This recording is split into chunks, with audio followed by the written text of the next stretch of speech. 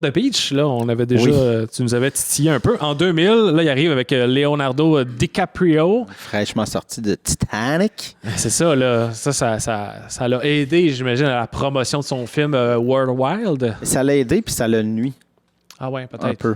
Tu penses? Le bouche-à-oreille n'a pas été super. Mais c'est vrai que je regardais les critiques Metascore, que je regarde souvent. Ouais. C'est très bas. Ouais, c'est bas. Moi, je l'ai aimé, là, mais Ouais, non, mais je pense overall, puis avec le temps, il est mieux vu. peut-être. À l'époque, je m'en rappelle de l'écho parce que, tu sais, veux pas, là, il y avait beaucoup d'attention sur DiCaprio, tu sais, le post-Titanic. Moi, je me rappelle l'avoir vu à l'époque, mais pas au cinéma. Je l'ai vu sûrement quand c'est sorti après en location. Mais je me rappelle, c'est parce que la promo était très DiCaprio sur une plage en chess. Film d'amour, c'était pas clair. L'annonce était pas claire, Ouais.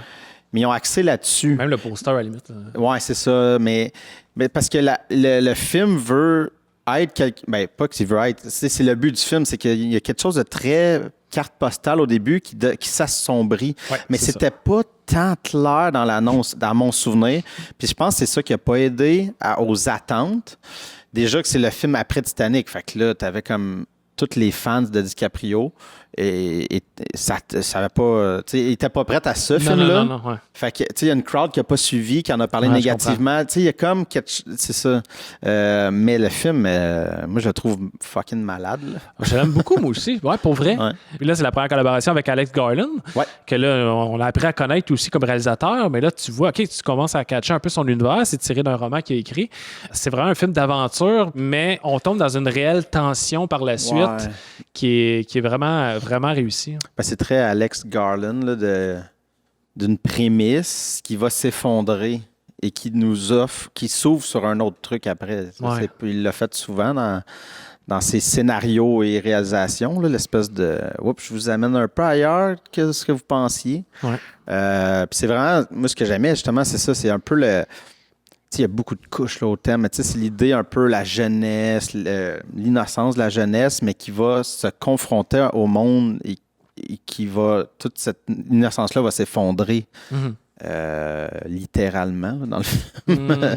Ça se passe pas très bien sur leur petite île paradisiaque. Non. Et d'ailleurs, dans la vraie vie, ça s'est pas bien passé Oh, parce que crime, c'est devenu une attraction. Tu sais, c'était comme. Côté environnement, ce film-là, on peut pas dire qu'il a aidé. Là. Non. Parce que, je sais pas si c'est ça que tu allais dire, mais Ouais. ils ont comme.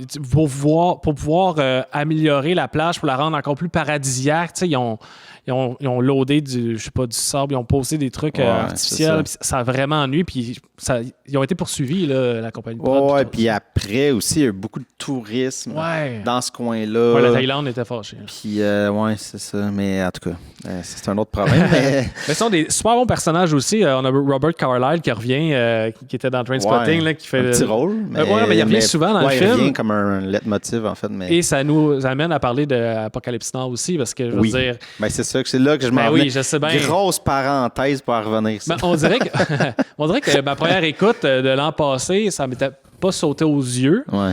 Mais là, quand j'ai appris cette information-là et que là, j'ai réécouté, rechecké, là, j'ai fait, là, c'est quand même un gros moment. Puis en plus, c'est tout de l'ordre de l'hallucination. L'hallucination. C'est le seul fun. dans la forêt, il commence à devenir fou. C'est un peu son propre monde. ça. Là, c'est un peu, tu sais, Martin Sheen dans Apocalypse Now. On a quasiment un Martin Sheen, Brando, là. Ouais. Que là, il hallucine Carlyle, puis là, ils veulent tout péter dans la forêt, puis ils imaginent des guns. Puis, je pense que c'est mon moment préféré du film. Ce bout-là, tu le revois, tu fais, ben oui. Puis le pire, c'est que parce que là, lui, je l'ai réécouté vraiment parce que ça fait tellement longtemps. Mm-hmm. Puis là, c'est ça, quand arrive cette séquence-là, le film était un peu flou. Quand j'arrive là, le bout qui est seul en forêt, qui hallucine, j'étais comme, mon Dieu, Apocalypse Now. Puis c'est après que j'ai vu les entrevues. Okay, puis là, j'étais comme, ben oui, c'est ça. C'est son film préféré. Puis il a réussi à le passer dans un film avec DiCaprio. Mais ouais, non, mais encore là, mais je peux comprendre, c'est ça, c'est un film qui est comme pas clair, tu sais, dans le sens, comment dire, grand public. Je dis pas ça de manière, c'est compliqué, mais tu sais, c'est comme, faut que tu te laisses emporter dans tout ça. T'es comme, OK, de la musique de Moby sur une plage. Ça, c'est bon. Ben, j'adore Moby, j'adore cette tune-là, mais ça fit tellement quand Porcelain embarque sur la plage. C'est ça. Je me rappelais pas, mais je me rappelais déjà pas après un an, mais la scène de jeu vidéo, elle a... c'est magique, ça. Non, mais c'est ça. Il faut tout le temps qu'il y ait des éléments très... soit du surréel, du rêve, du truc. Puis là, on est encore là-dedans, le mouvement perpétuel de Danny Boy.